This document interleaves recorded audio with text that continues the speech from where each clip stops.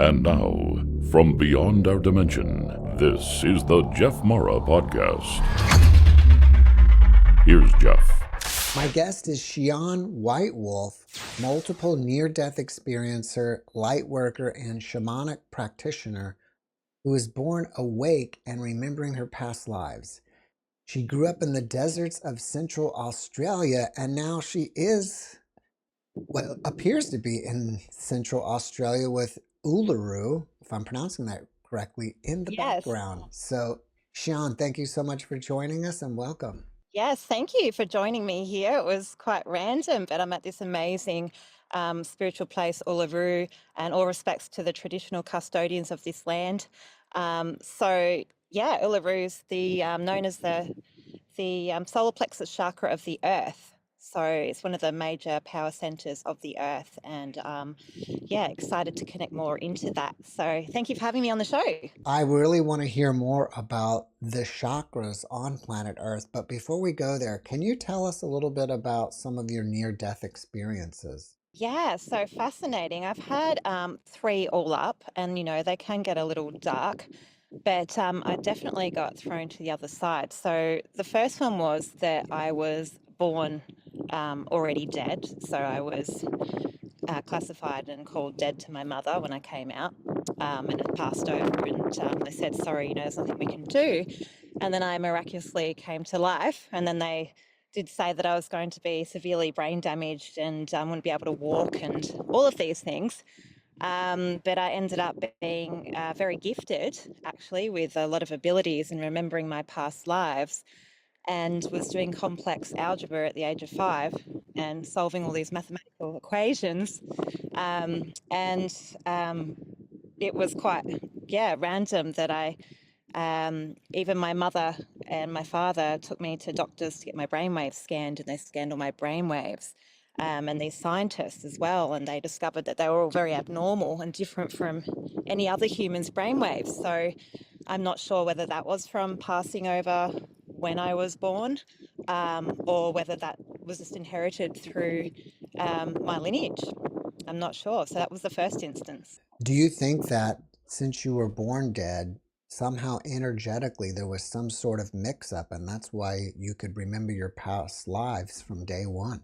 Yes, I'm getting goosebumps all over my body when you say this. I feel almost like the soul that was in the body was exited, and then I came through Like a instead. walk-in? Yeah, like a walk-in, because I can remember my past lives. I even remember the star system, star constellation where I came from birth. And I was always wondering, what am I doing here? I remember my Native American past lives, the Egyptian timelines, and even being an animal, and was wondering why I had white skin and what I was doing here, and how none of this system that we live in now in society even makes sense, and how we aren't working in harmony with the earth. And it made me very sad. As a young person, I would cry and cry very deeply because I knew what was going on with the earth. I knew how people were treating it and how it was like a virus, and how we're not living in a symbiotic manner, as guardians like we used to. So I had all this knowledge, as a little 3-5-year-old, and understanding all of this and the mathematics and mechanics, quantum mechanics of the universe, and just trying to understand what on earth I'm doing here. So it was quite a weird upbringing.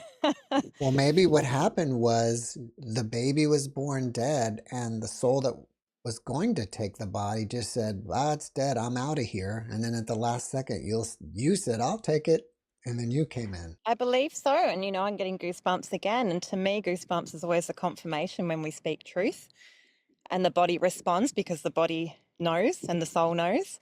So, yeah, I believe so. Wow. Let's move forward to the next indie.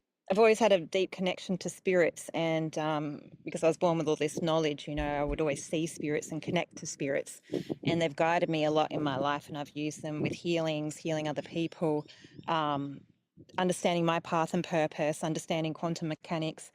So, yeah, death has never really scared me because I've always had that 1 foot in, 1 foot out. I've always sort of been in those dimensions and been able to travel around. But my next experience was when I was in the water in Queensland on the beach, and I was with a bit of a renegade boyfriend at the time, and he was a bit of a show off. So he pressured me into jumping into a blowhole.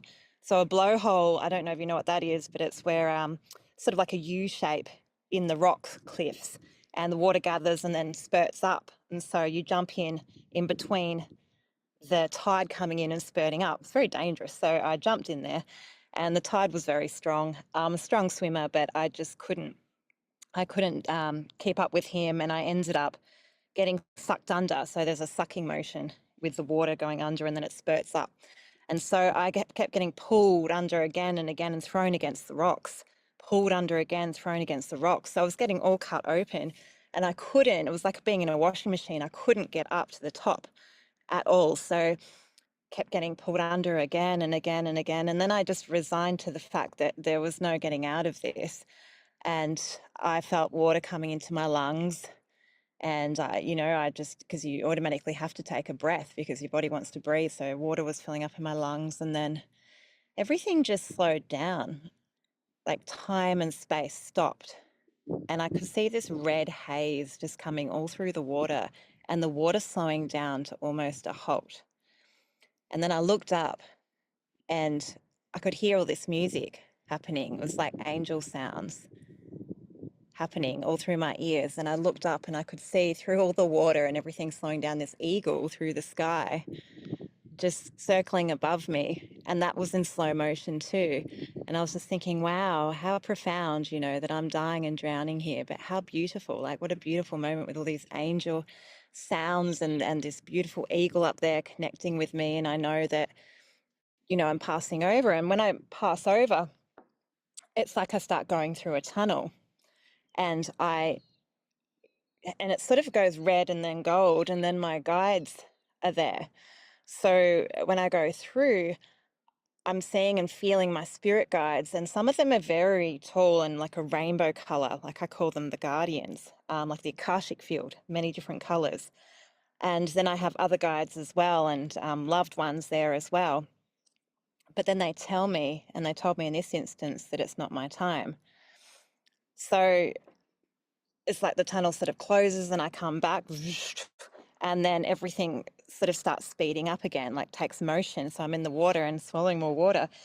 And then for the life of me, I can't even explain this, but it's like spirits can use elements in nature to become physical in matter.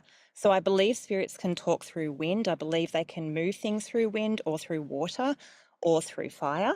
I believe it's a gateway that they can connect through to be able to move things around. So what it felt like was a big hand of water came up underneath me and pushed me and I could feel it cupping me underneath. And it felt like a hand to me, and it pushed me up and then placed me up on these rocks. And I was just hanging there like a crab and just blood pouring out of me. I was really cut up everywhere and just started throwing up all of this water and just shaking. And I just couldn't believe that I was alive. So I'd passed over and everything had slowed down. And then they told me, it wasn't my time. And then I got put back. So it was really quite profound, a very beautiful experience, that it really made me see more that spirits can really come into the physical here. I think it's great that you just explained how spirits can control the elements, because not too long ago I had a near-death experience guest that got sucked out by an undertow and then eventually made it back to shore but had no idea how. And I think maybe that's how the person got back. Yeah, and I believe there's spirit in the ocean. Some people, the old tales say trident, or that there's that spirit in that ocean. So I believe other spirits can connect to that spirit, or we are all connected in some way. So when you have a strong life purpose and it's not your time, I feel like it's all connected, and whatever will come through whatever medium to be able to save you. So yeah, that leads me to my next experience as well, where I got saved again by the spirits. Well, before you go there, do you think that eagle, or I guess that's the bird that you saw above you, Yeah. was that a guide or was it brought there by one of your guides? Well, I've had a very strong connection with eagles, and if you look on my Facebook, I've got many photos with the big wedge-tailed eagle of Australia.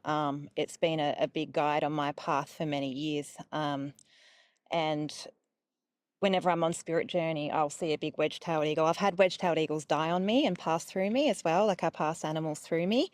They seem to feel safe, or they know that I'm a gateway. I think because I've passed over many times. So I've had wedge-tail. I think I've had two wedge-tails pass on me. So they're very much a part of my journey. And yeah, I believe it was my guides there. Let's move forward to your next one. The next one's a little dark, but you know, a lot of women do go through this, and it is a bit of a problem on earth, which is domestic violence. So having a light path and being a light worker, as you say, we go through a lot of adversities. And I believe that spirits, darker spirits, jump into people that have a low vibration and try and take me out. And I have had this a number of times during my life. But my particular partner that I was with at the time was in a very low vibration. And I would see like a big dark spirit, and he would see it too. And he would say, there's a big dark spirit, like a big dark man, huge shoulders. He was probably about 2 to 3 times bigger than a human. And he would be around the house. And I really feel, and I've seen this spirit since I was a child as well, which is interesting, which has come through various males around me, and they don't remember what they've done afterwards. So I had a lot of domestic violence when I was a child and was beaten quite horrifically, and this spirit would always be around that I would see lurking in the background. And then the man wouldn't remember afterwards, like he'd have a blackout while this was happening. So my third experience that came through my partner at the time, and it was horrific. The ordeal lasted for about 5 hours. And so I shouldn't really say I've passed over 3 times. I've probably passed over about 12 times, to be honest, because through that 5 hours, he kept killing me over and over and over again. So he was strangling me and throwing me through walls and strangling me until I would lose all my breath and I would start passing over. So I would hear all the music again. Everything would go red and slow down. It's a very peaceful, beautiful feeling. And I would pass through, and there's the light, and it's almost like it starts turning into all sort of rainbow and gold. And then my guides are around me and they're like, no, Sian, you know, it's not time. It's time to go back. And so I would go back. And then I would wake up and he would be horrified. And then he would start strangling me again until I would leave again. And then I'd go back over and they're like, no, go back. And then I would wake up again. And this was happening over and over, dragging me up the stairs, doing it again. And I just kept coming back. So it got to a very severe part where he dragged me back down to the kitchen, and then he put my head on a chopping board and he had a knife and he said, I'm going to kill you and kill myself, because I just wasn't dying. And so the spirit had just taken over him, I believe. So he had my head on the board and a knife coming down. And on his way down, the spirits came through to me. It started turning all red again, and I'm getting chills saying this. And my guides came through and they said, say this exact thing to him, exactly as we tell you. And for the life of me, I can't remember what I said today. I wish I could remember. But I said it to him and he froze and went white and just froze totally still. And they said to me, do a little twist under his arm and the keys you will find in his pocket. And I had no idea about keys or anything like this. And I had such a strong feeling in me. I'm getting goosebumps still now talking about it. So I did the little twist under his arm and I put my hands in there, and sure enough, I felt the keys and they said, run. And he was still frozen like that. Like he was so shocked at what I said. And I ran for my life up the hill. The car was parked. We were up on a mountain. And it was like a horror movie. I was trying to get my keys in. And then I saw him running up towards me and they were just saying, go, go. And then I just burned out of there. But again, the spirit sent me back. You know, I've seen them over there. I've spoken to them. I speak to them awake. But when it's not your time, it's not your time. I mean, it's really profound. And going through that experience, like I fully believe in my soul path now. And it's like nothing scares me now. Nothing can scare me, you know. Do you think that you chose all these NDEs pre-birth, or were they possible exit points? Oh, that's a good question. I do feel like we do choose our path, but then I also feel like things are a weave, and I feel like there are things that come in to try and take us off path. Like I have seen this big spirit that was stalking me around. I haven't seen it anymore after that, but ever since I was little, trying to come through me, um, trying to come through other people to get to me. So, yeah, I believe, these could be exit points, but it wasn't my time. And it was like I wasn't allowed to exit. Like I was quite happy to surrender and go. But they kept saying, no, you've got an important purpose. You've got things to do. It's not your time. Have So have you discovered that purpose? I'm still on it. But yes, I mean, definitely helping heal people and awaken people, but also being a bridge between, there's so much disconnection in the world through the society that we're in right now. So much trauma, so much feeling lost, and disconnection from beautiful sacred places, from the earth, from each other. So my role as well is to be a bridge and to help people remember the magic, to help people remember the spirit world, to help people remember their connection with earth and the magic in the earth and how that can actually heal us as a society, can heal us as a person. We need to connect back to the sacred. And so that's been my whole life, is being in conjunction and connected to the sacred. So I need to share that and awaken people to others and give them that experience as well. So, and then they find their soul path and purpose. They find their happiness. They find their connection back in. Do you think that there is an end point to reincarnating over and over? Yes, What do we do yes. then after that when we reach that? Well, when my mother passed over, I was with her for 7 days. It took 7 days for her to go through her experience and her timeline of healing her karma, revisiting her journey. And at the end, she came to the big guides, the Akashic guides, and it was quite interesting that my spirit was pulled into that. A fascinating journey, because I never went right to the end. She'd been a good person in her life. She'd helped a lot of community. She'd been an advocate for a lot of things. She had a good heart, and she actually got a choice with her soul group. Do you want to go back? They said to her, you have a choice, or do you want to be a guide from up here?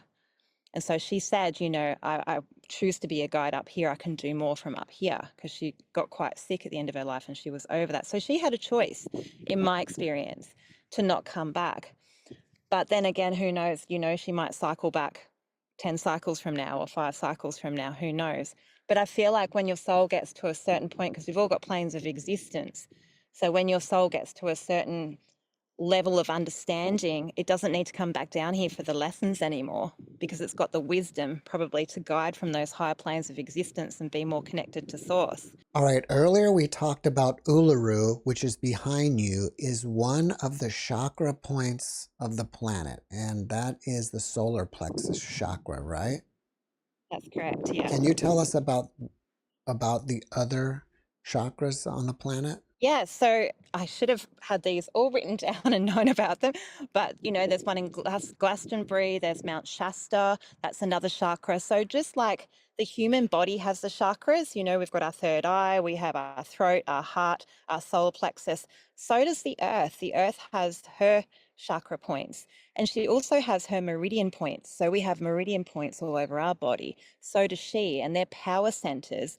And what we can have inner portals and outer portals. So they're actually energy portals, and we can go even further and say stargates, where interdimensional beings can come through, in and out, and they're in conjunction with the stars Well, there is a out lot here. of there are a lot of reports of UFOs around Mount Shasta.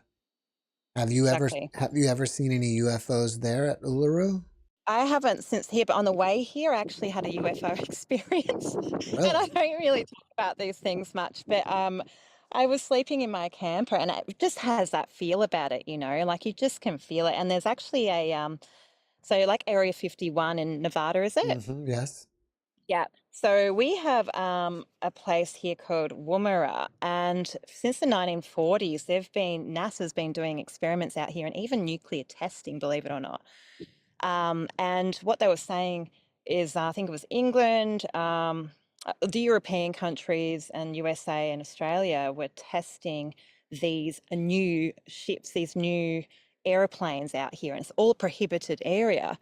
So very much like Area 51, but that's what they're saying is a new type of aircraft that they're testing. So that raises some questions, doesn't it? Yeah. And yeah, totally prohibited to be, and this is thousands of kilometers too, and all the weird nuclear testing and things that are going on out here. I think they spent over 200 million cleaning up the nuclear waste. So they're not doing that anymore. But while I was traveling through that, which is a few hours from here, and I stayed overnight, I was in my van, and I woke up and there was this light just coming through the van, and it sounded like this massive aircraft, like a jet. And I was sort of in that lucid state, and I could see this light coming down and this huge pressure and sound coming down outside my van. And it felt like the earth was shaking, and I was really scared.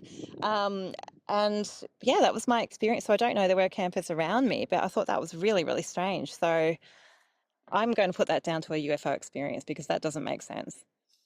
Well, have you had any others? Because I have found that many near-death experiencers start either seeing UFOs or having some sort of ET contact afterwards. Yes. Yeah. And I don't, it's a little bit of a touchy subject with me because I have had a lot of experiences where the lights would come through the window and I'd be paralyzed, and I'd have memories of going into a ship, with a table, and they were doing tests, like sort of taking blood and bits of bone. And there was like a time where I came back, I had quite a few of these visits, and I knew I had implants in me. I could feel it.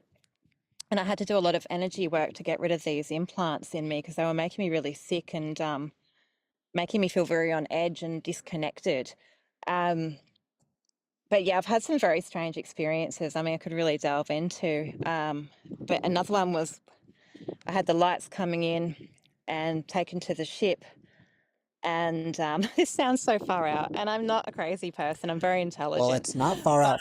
It's not far out from my audience. We talk about stuff like this all yeah, the time. right. So I was taken to the ship, and there was a large white light being that they he was on top of me, and then he made love to me. And I thought it was so, like, I woke up thinking, was that a dream, but it was so real. And then the strangest thing happened was that I fell pregnant. For a couple of months I was pregnant, and the partner that I was with had his tubes tied. So of course he's thinking I'm out doing things. But it just didn't make sense. Like, my belly was big. Yeah, all this happened. And I had that feeling that it was from that experience. Like, I had to be, because it didn't make sense. And then I think it was about 2 months into it, and I was feeling sick. And again, the lights came through the window. I was pinned. I was taken onto the ship, and then it was taken out of me. So I've never told anyone this, and it makes me feel a little vulnerable speaking about it, but it's interesting. I guess it's coming out for a reason. And I went through the whole withdrawal of losing that baby for months after that. So I really felt it in my body. It felt very real. And I feel like I've had many, many experiences of them doing that, and I feel like they've done tests. I think people that are awake and connected in that way, their DNA is amplified. So there's more of my DNA working than the normal person. So I feel like they do tests on these people.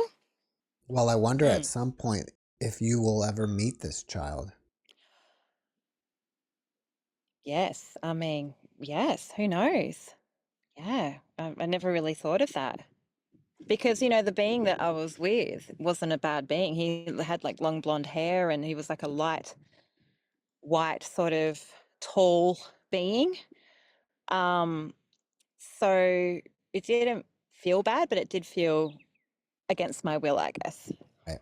Now, before we started recording, you mentioned that you are a remote viewer and somehow you can have some kind of contact with animals.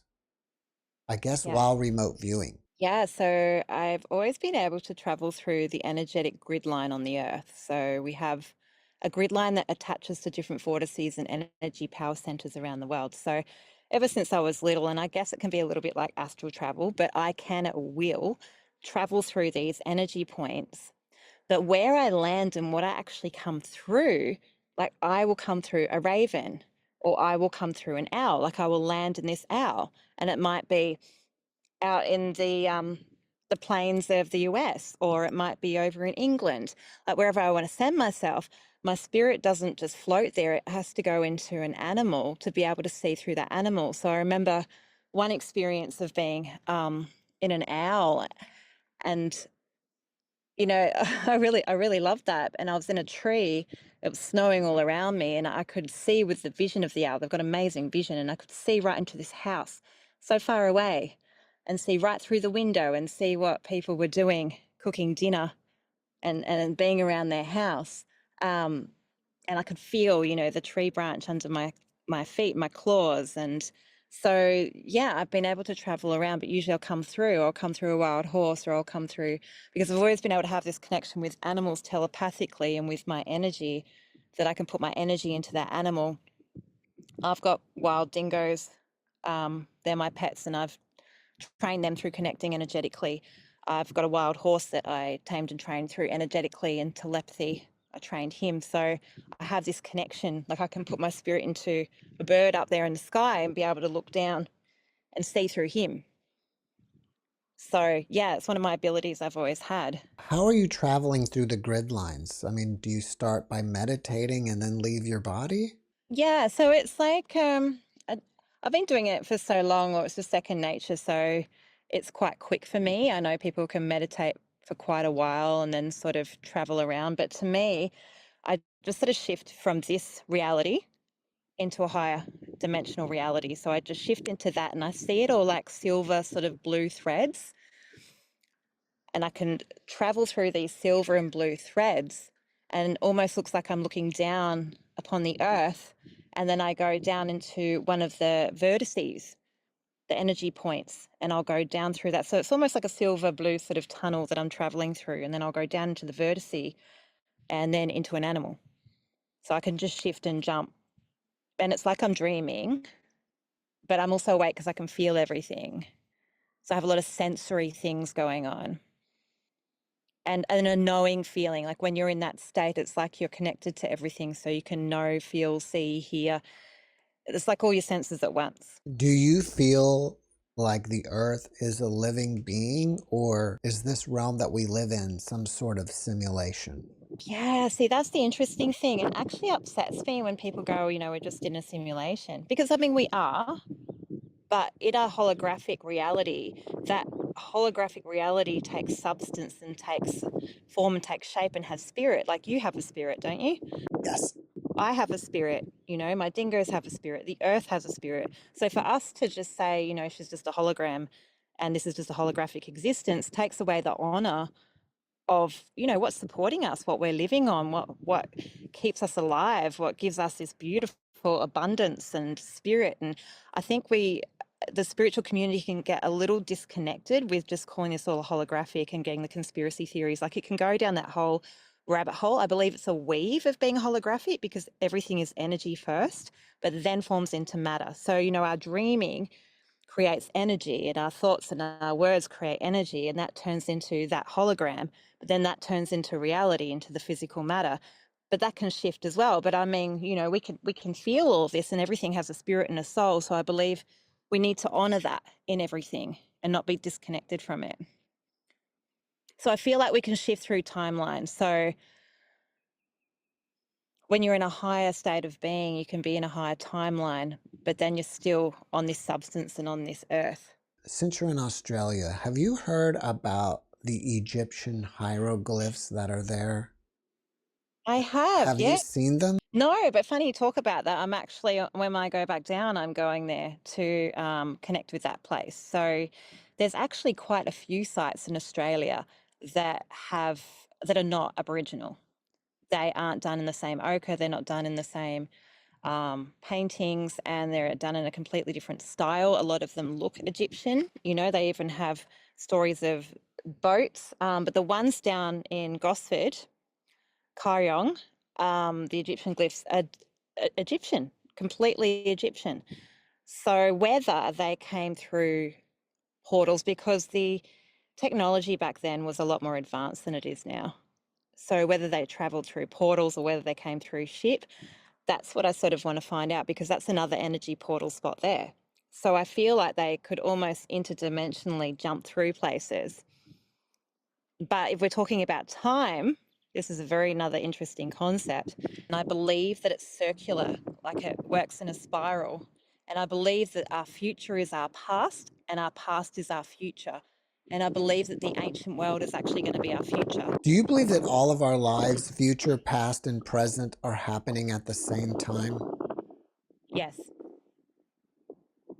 So we're really, there is no past life. We're just multi-dimensional.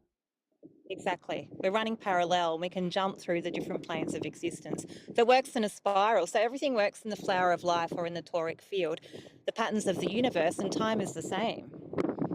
So we're running parallel a lot of the time. And it's where we want to jump through, where we want to bring that through. Like, yeah, it's really interesting, because then, how do you explain substance? Which we were sort of touching on before, how do we explain that dirt that we can feel beneath our fingers, and then we can jump into a different timeline? But yeah, I feel like we're running parallel to different times, or running in some sort of pattern where we can, even when you talk about 0 point technology, this is when we're bringing all different timelines together into that 0 point as well. So the Egyptians really had a wrap around that, and the Mayans. So it's interesting. And I believe that, our future world is this ancient world that has been long forgotten, which is crystal technology, and which is levitation, which is alchemy, which is all these things that we've forgotten about. I think a lot of people out there feel that we're going through really tough or dark times on Earth right now. And if you think so too, and you're a shamanic practitioner, do you have any tips for humanity to help them get through this? Yeah. Yeah, I do believe we're in dark times. I do believe we've sort of got different planes of existence running, like I'm saying, and some people lead very high vibration lives. It's important, but then a lot of the time, there's so much dark stuff happening. Like we had in Sydney a stabbing. This man went and killed 12 people, I think it was. That's dark stuff. And, we've got famine and we've got all these things happening. Our job is to heal as much as we can and shift the generational pattern and wounding that's come through our family bloodlines. We need to alchemize that. We need to heal that through ourselves, through our healing work, and to connect back to the sacred. So get our vibration as high as we can, because when we raise our vibration, we start aligning with our soul path and our purpose, and we heal that generational curses, generational patterning, fears, all those things that run through the bloodlines and through your past lives as well. When we heal that, we can start bringing in a whole new reality into our dreaming, which creates a new reality on this earth. So important for us to really have that high vibration. When we are in that high vibration as well, anyone that we come into contact with, we're going to affect on an energetic level to either start awakening themselves, or they're going to start shifting. Even if you're just in the presence and you don't even say hello to someone, when you're in that high state, you're going to have effect on that person. It's going to ripple out. That person's going to have effect on that person. And stepping into your path and your purpose when you're in that full alignment with what you're here to do.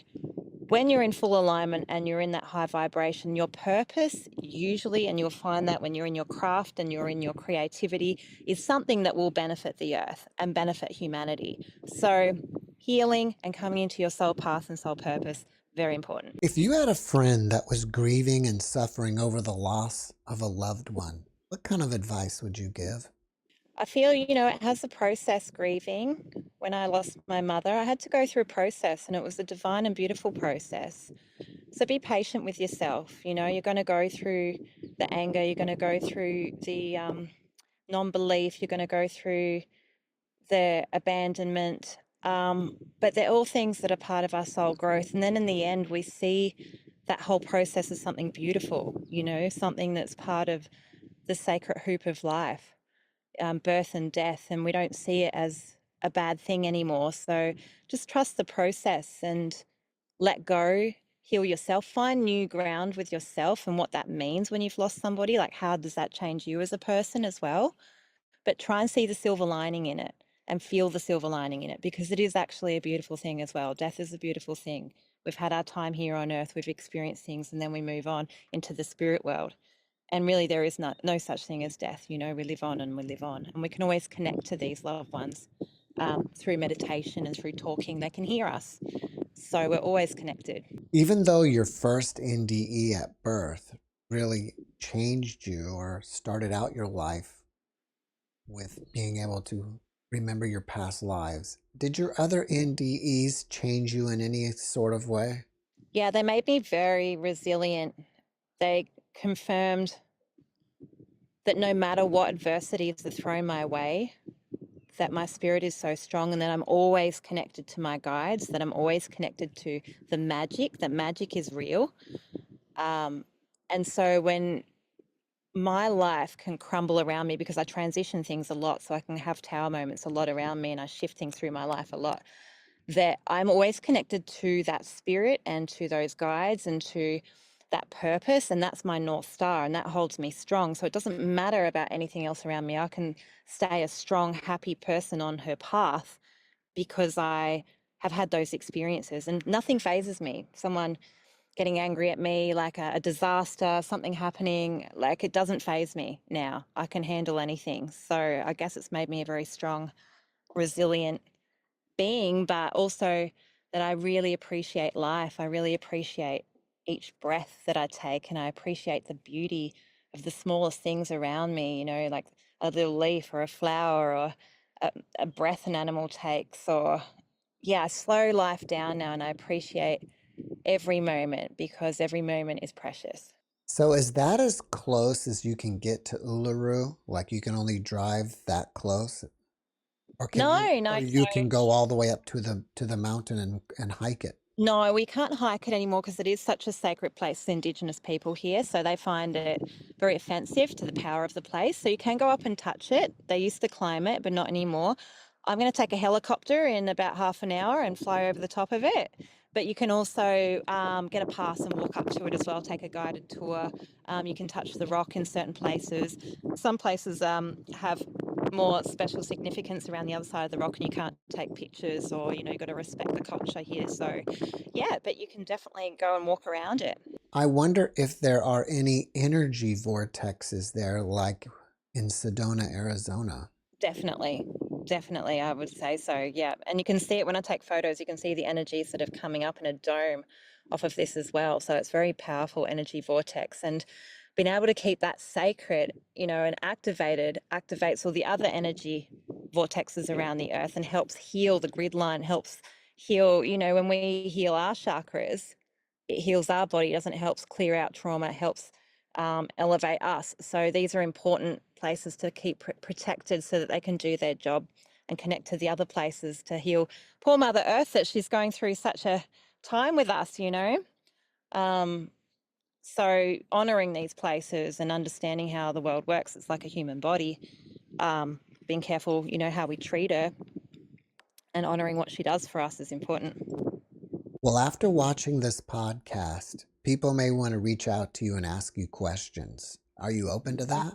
Absolutely. Yeah. Any questions about healing or dimensional journeys, or how you can get on your path and purpose, how you can connect to magic and spirits, feel free to reach out to me. My main platform I'm on is Facebook, so just Sian Whitewolf Facebook. You can reach out to me there. I will be starting a YouTube channel when I get back home out of the desert. Keep an eye out for that, but just come in my messenger inbox and I'm happy to talk to everyone that has questions. Do you have anything else that you're working on that you want people to know about? Yeah, so I'll be starting my own podcast, which is exciting. So talking a lot about, the awakened tribe and how to navigate that. Like, how do we navigate as a light worker in this world and, find our true path, and also connecting want to connect more to the Indigenous cultures and show how that is important in our modern day society as well. So I will be starting that. I'm also launching a book. So a book is I've had a lot of pretty radical experiences in my life and my path as a light worker, as an awakened being. So I'll be doing a bit of a hero's journey book with some tips and trainings on how to tap into magic, how to tap into this amazing magic around us. So that will be coming out. And yeah, I do my coaching. So I have coaching clients that come in, and with that I do big activations. So people that really want to be on their path, heal their body, come into their light body, I activate people through energy, breath, and through the dimensions that I work. Well, before we finish up, can you leave us with one last positive message? Yeah, just believe in yourself. Dig deep and find that dream that you had as a child. Like, dig deep and find that thing that makes you have goosebumps and that sets you alight. And don't let this system take away the magic that is within you. Just seek that out every day, that magic and that dream that you had, that childlike essence of yourself, because that's what's going to bring you happiness. And take each day as a beautiful blessing and embrace it and be grateful for it. And you'll see your life change so much. Cheyenne, thank you for your message and thank you for being my guest. Thank you so much for having me. I really enjoyed it. Thank you for letting me share my stories, and thanks. Thanks for watching the JeffMara podcast. I really appreciate you. Another way to show support is through YouTube memberships. And if you do, there are loyalty badges and other perks depending on your level of membership. All you need to do is click the join button underneath the video to find out more. Thank you for your support.